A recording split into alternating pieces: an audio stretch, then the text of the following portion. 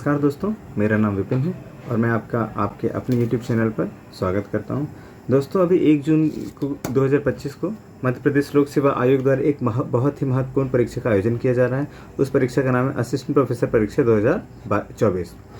इस परीक्षा में 2 प्रश्न पत्र जैसे सभी को विदित हैं।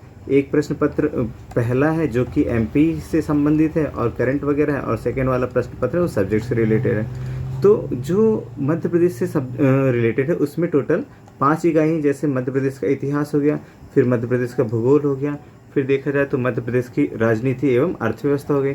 तो इसमें कुछ टॉपिक्स ऐसे हैं जो बहुत ज़्यादा इंपॉर्टेंट है, जहाँ से क्वेश्चंस आते ही हैं और लोगों से बनते नहीं हैं, या बनते हैं तो भी गलत हो जाते हैं। उसकी सबसे बड़ी समस्या होती है कि वो एक बार रिवाइज़ नहीं होता है, या फिर वो हमारी नज़रों से एक बार बाहर नज़रों के सामने से एक बार नहीं गुजरता है। तो इसी में दोस्तों एक सबसे महत्वपूर्ण टॉपिक है सतत विकास लक्ष्य। तो इसमें हम इस वीडियो में हम यही देखेंगे कि सतत विकास लक्ष्य क्या कि मध्य प्रदेश में इसकी स्थिति, तो यानी कि status of Madhya Pradesh in sustainable development goals. तो दोस्तों हम अपनी क्लास शुरू करते हैं। तो दोस्तों सबसे पहले हमें ये जानना जरूरी है कि आखिर सतत विकास लक्ष्य है क्या। ये सस्टेनेबल डेवलपमेंट गोल्स आखिर हैं क्या, ये क्यों हैं। तो मैं आपको बताना चाहूँगा कि sustainable development goals united nations organization यानी संयुक्त राष्ट्र संघ द्वारा घोषित 17 वैश्विक लक्ष्य को कहा जाता है। 17 क्या है? ग्लोबल टारगेट है ये, ग्लोबल टारगेट है ये। तो ग्लोबल टारगेट, तो इसे विश्व के सभी देशों को इन गोल्स को अचीव करना है, और इसकी यूनाइटेड नेशन ऑर्गेनाइजेशन ने टाइम लिमिट भी दे रखी है जो कि सन 2030 तक है। यानी कि सभी देशों को 2030 तक ये 17 गोल्स को प्राप्त करना है।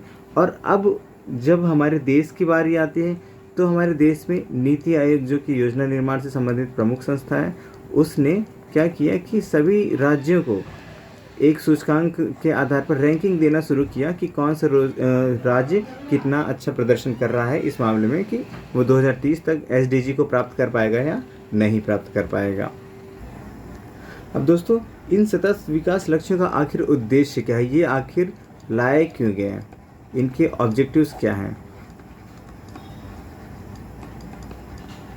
तो सबसे पहली बात तो विश्व में गरीबी का उन्मूलन करना, यानी कि पॉवर्टी को ख़त्म करना पूरे विश्व से।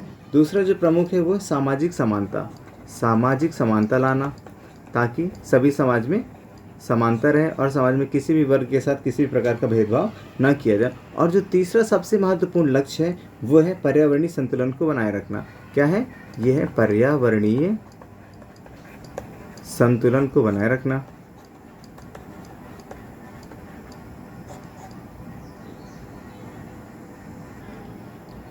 तो इस तरह के इसके जो उद्देश्य हैं वो 3 पर आधारित होकर पूरे 17 लक्ष्य हैं, जिसे वर्ष 2030 तक सभी देशों को प्राप्त करना है।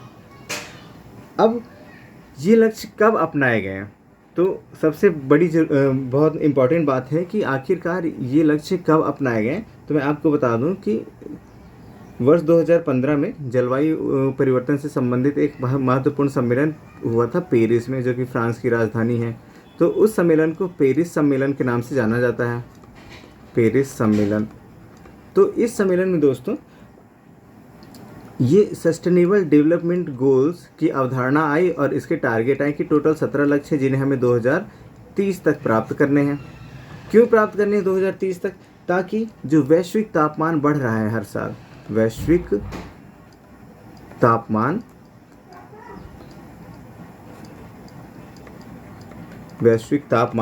को 2 डिग्री सेल्सियस से नीचे रखना, मतलब कि जो बढ़ रहा है उसको 2 डिग्री सेल्सियस तक ही बढ़ पाए, उससे ज़्यादा ना बढ़ पाए, ठीक है। और कोशिश ये करना है कि 1.5 डिग्री सेल्सियस तक ही इसको सीमित रखना है, मतलब कि मैक्सिमम लिमिट 2 डिग्री सेल्सियस से ज़्यादा बढ़ने नहीं देना है, लेकिन कोशिश करना है कि 1.5 डिग्री सेल्सियस तक ही बढ़े। अब ऐसा क्यों होता है कि तापमान क्यों बढ़ रहा है? तो दोस्तों औद्योगिकरण के बाद जब भी आज जितनी भी मैन्युफैक्चरिंग इंडस्ट्रीज़ हैं, सर्विस प्रोवाइडर्स हैं, वो सब उत्पादन करने के लिए विभिन्न प्रकार के ईंधन का उपयोग करते हैं। जब ईंधन का उपयोग करते हैं तो ईंधन से ईंधन को जलाते हैं, जिससे वायुमंडल में कार्बन डाइऑक्साइड, नाइट्रस ऑक्साइड आदि विभिन्न गैसों का उत्सर्जन होता है। और यही गैसें वायुमंडल में क्या करते हैं कि सूर्य से आने वाली रोशनी को पृथ्वी पर तो आने देती हैं, यानी कि पृथ्वी हीट हो रही है, लेकिन पृथ्वी से जो हीट बाहर जाती है उसको रोक ले रहे हैं। जैसे हमारे लिए रजाई का काम करती है ना, ठंडी में रजाई क्या करती है कि हमारे शरीर की जो ऊष्मा है वो हमारे शरीर में ही रहने देती है, वो बाहर नहीं जाने देती। उसी प्रकार से ये गैसें भी पृथ्वी के लिए एक रजाई का काम करती हैं। और अब आप सोचो कि क्या गर्मी में कोई रजाई ओढ़ के सो सकता है क्या? बिल्कुल नहीं सो सकता। तो कुछ पृथ्वी के कुछ क्षेत्र ऐसे जहाँ पे बहुत ज़्यादा ठंडी रहती है, कुछ क्षेत्र ऐसे जहाँ हमेशा बहुत ज़्यादा गर्मी रहती है। तो वैश्विक जलवायु परिवर्तन का संबंध उन देशों में ज़्यादा हो रहा है, जैसे कि कहीं पे बहुत ठंडी पड़ रही थी तो कम ठंडी पड़ने लगी, या बहुत ज़्यादा गर्मी पड़ रही थी जहाँ पे वहाँ और ज़्यादा गर्मी पड़ने लगी। उदाहरण के लिए दोस्तों, आप अभी का मौसम देख लो। क्या आपको पता है कि मध्य प्रदेश में या पूरे भारत में सबसे गर्म माह वो मई का होता है? सबसे गर्म माह मई का होता है। लेकिन आप लोग खुद ही देखो, क्या इस बार मई गर्म है? अगर नहीं है तो क्यों? अब इस गर्मी से क्या इफेक्ट पड़ता है? कुछ जीव जंतुओं को वो गर्माहट चाहिए होती है, जैसे ऑलिव रिडले कछुए जो उड़ीसा के तट पर पाए जाते हैं। उनके जेंडर का निर्धारण ही किसके आधार पर होता है? हीट के आधार पर। अगर हीट कम ज़्यादा हो जाती है तो उनका जेंडर निर्धारण ही मुश्किल हो जाता है। तो इसीलिए दोस्तों सतत विकास लक्ष्य बहुत ज़्यादा इंपॉर्टेंट है हमें पाने के लिए। तो अब ये 17 सतत विकास लक्ष्य कौन कौन से हैं वो भी आपको जानना पड़ेंगे, क्योंकि सीधे ये क्वेश्चन पूछ लेता है कि 17 में से नंबर 1 कौन सा है, नंबर 2 कौन सा है, नंबर 3 कौन सा है, ये या फिर। तो दोस्तों मैं आपको बताना चाहूँगा कि जो भारत में नीति आयोग इंडेक्स बना रही है या रैंकिंग कर रही है किसकी? SDG से संबंधित, तो उसमें 17 तो हैं ही, लेकिन हम लोग क्योंकि मध्य प्रदेश में हैं तो 17 की जगह टोटल हमारे पास 16 ही टारगेट हैं, क्योंकि एक टारगेट है जो जलीय जीवन से संबंधित है। किससे संबंधित है बेटा? वो जलीय जीवन से संबंधित है। अब चूँकि मध्य प्रदेश में कहीं समुद्र तट तो है नहीं, इसलिए हम उस टारगेट को हमें प्राप्त नहीं करना है, क्योंकि हमारे पास समुद्र नहीं है तो हमें समुद्र में जलीय जीवन से संबंधित टारगेट प्राप्त नहीं करना है। तो ये जो गोल नंबर 14 है, गोल नंबर 14, वो हमें नहीं प्राप्त करना है। टोटल हमें 16 गोल प्राप्त करने हैं। तो दोस्तों हमें ये टोटल जो 17 है उसमें से 16 SDG को हमें याद करना है। तो जिसे हम आसान करने के लिए 4 के 4 समूह में विभाजित कर लेंगे ताकि हमें आसानी से याद रहे। पहले समूह में हम शुरू के 1 से लेके 4 तक के गोल रखेंगे, फिर दूसरे में 5 से लेके 8 तक के रखेंगे, फिर तीसरे समूह में 9 से लेके 12 तक के रखेंगे,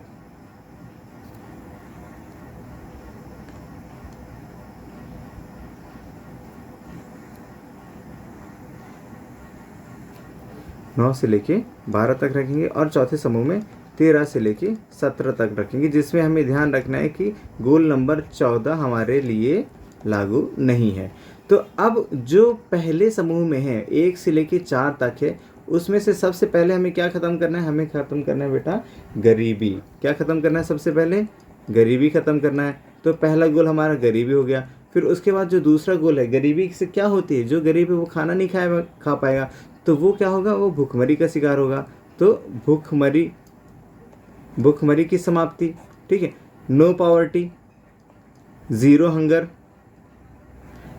फिर जो तीसरा गोल है वो अब आप खुद ही बताओ, जो व्यक्ति गरीब है, भूखमरी से जूझ रहा है, क्या वो स्वास्थ्य सेवाओं का लाभ उठा पाएगा या वो स्वास्थ्य के प्रति सजग रहेगा? बिल्कुल नहीं रहेगा। तो तीसरा जो गोल है वो किससे संबंधित है? स्वास्थ्य से संबंधित है ना। अच्छा स्वास्थ्य चाहिए। और जो व्यक्ति अब गरीब है, भूखमरी से ग्रस्त है और स्वास्थ्य की समस्याएं भी नहीं ले पा रहा है, तो क्या वो शिक्षित हो पाएगा? क्या उसे शिक्षा मिल पाएगी? तो उसे शिक्षा देने के लिए हमारा एक अगला जो गोल है, चौथा गोल है, वो शिक्षा से संबंधित है। तो दोस्तों आप ये देख सकते हो कि पहले 4 गोल गरीबी, भूखमरी, स्वास्थ्य और शिक्षा से संबंधित है, यानी कि पॉवर्टी, ज़ीरो हंगर, ठीक है, हेल्थ और एजुकेशन। तो इसको आप ऐसे शॉर्ट बना लो, PZHE, और इससे आपको याद रहेंगे शुरू के 4। और फिर जब हम दूसरे ग्रुप की बात करते हैं जो कि 5 से 8 तक के लिए है, तो उसे भी हम इसी तरह तो इस दूसरे ग्रुप को भी हम इसी तरह 4 पार्ट में डिवाइड करेंगे, यानी कि टारगेट नंबर जो गोल नंबर 5 क्या है, गोल नंबर 6 क्या है, गोल नंबर 7 और गोल नंबर 8 क्या है। इस तरह से हमें चीज़ों को याद करने में आसानी होती है। तो दोस्तों जो गोल नंबर 5 है वो है जेंडर इक्वलिटी से संबंधित है, यानी कि लैंगिक समानता की बात कर रहा है, लैंगिक समानता। तो अब ये बताओ, जो व्यक्ति शिक्षित हो जाएगा तो वहाँ पे लैंगिक समानता अपने आप आ जाएगी, जेंडर इक्वलिटी की लोग बातें करने लगते हैं। तो पांचवा क्या है, लैंगिक समानता। फिर छठवां है जल व स्वच्छता, यानी कि वाटर से संबंधित है, वाटर से। अब इसे आप कैसे याद करोगे कि जो छठवां है वो वाटर से संबंधित है। तो दोस्तों ये जो पानी है वो कैसा होता है, पानी छल छल करता है ना, छलकता है ना, छलकता है। तो छा से आप याद रखना कि क्या है, वाटर कौन सा नंबर है, 6 नंबर है। अब 7 में है ऊर्जा, 7 में क्या है, ऊर्जा, यानी कि स्वच्छ ऊर्जा और वहनी और स्वच्छ ऊर्जा। तो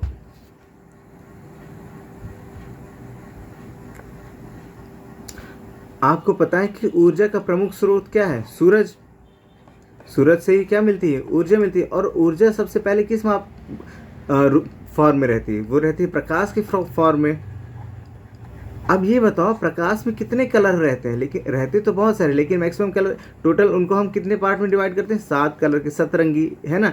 तो ये ऊर्जा किससे, आप याद रखो 7वां नंबर किससे है, ऊर्जा से है, ऊर्जा सतरंगी है, ठीक है। और फिर जहाँ ये 8वां जो हमारा टारगेट है, जो 8वां हमारा गोल है, वो है आर्थिक विकास से संबंधित है, आर्थिक विकास से संबंधित है।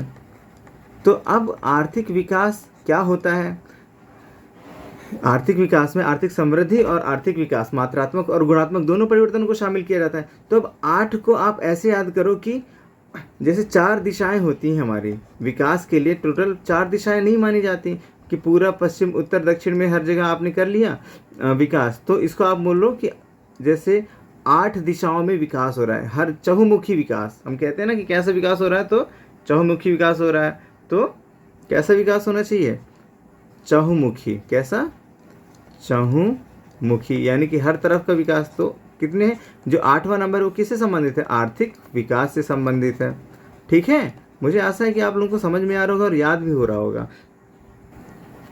तो दोस्तों अब जो हमारी तीसरा ग्रुप है, गोल नंबर 9 से लेके गोल नंबर 12 तक, तो इसमें हम ये देखेंगे कि 9वां 10वां 11वां 12वां क्या है।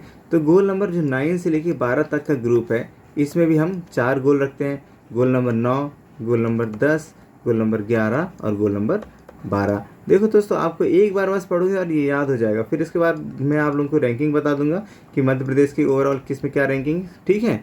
तो गोल नंबर 9 क्या है, गोल नंबर 9 है उद्योग, नवाचार और बुनियादी ढांचा, यानी कि उद्योग, नवाचार, इनोवेशन, नवाचार और बेसिक इंफ्रास्ट्रक्चर, बेसिक इंफ्रास्ट्रक्चर। तो अब जो व्यक्ति उद्योग स्थापित करता है, जो व्यक्ति नवाचार स्थापित करता है, वो आगे बढ़ता है। और आगे बढ़ने के लिए सबसे ज़्यादा क्या हो सकता है, मैक्सिमम पॉइंट 9 से बढ़कर कोई संख्या होती नहीं, चाहे 9 हो जाए, चाहे 99 हो जाए, चाहे 999 हो जाए, है ना। तो आप इससे याद रखो कि जो भी उद्योग है, जो भी नवाचार है, वो 999 सक्सेस हो रहा है ना, 9.99 या 99 हो रहा है।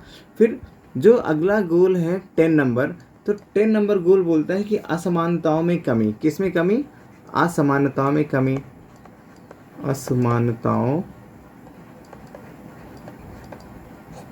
में कमी। तो अब असमानताओं, अब इसको आप याद रखोगे दोस्तों, तो आप इसे ऐसे याद रखो कि बस 10 प्रकार की असमानताओं में कमी करनी। कितने प्रकार की असमानताओं में कमी करनी, बस 10 असमानताएं। कितनी असमानताएं, बस 10। तो ये आपकी बस और 10 से चीज़ें याद रहेंगी कि 10 में क्या है, असमानता है, और उसको कितने प्रकार की असमानता है, 10 प्रकार की असमानता है, और 10 प्रकार की असमानता है हमें अब उसको ख़त्म करनी है। दोस्तों अब हम 11वें नंबर की बात करें, जो हमारा 11वां है, वो है टिकाऊ, शहरी और सामुदायिक विकास, यानी कि कैसा विकास हो, टिकाऊ हो, टिकाऊ विकास। तो दोस्तों आपको पता ही है कि एक और एक, 2 नहीं, एक और एक क्या होते हैं, 11 होते हैं। और जहाँ एक और एक 11 हो जाते हैं, वहाँ पे क्या हो जाए, चीज़ें टिकाऊ हो जाती है, वहाँ पे विकास भी कैसा हो जाता है दोस्तों, विकास भी टिकाऊ हो जाता है। इसीलिए हमें 11 से याद रखना है कि टिकाऊ विकास। अब अगर हम 12 की बात करें तो 12 में उपभोग और उत्पादन की बात की गई। किसकी बात की गई बेटा, 12 में उपभोग और उत्पादन की बात की गई है।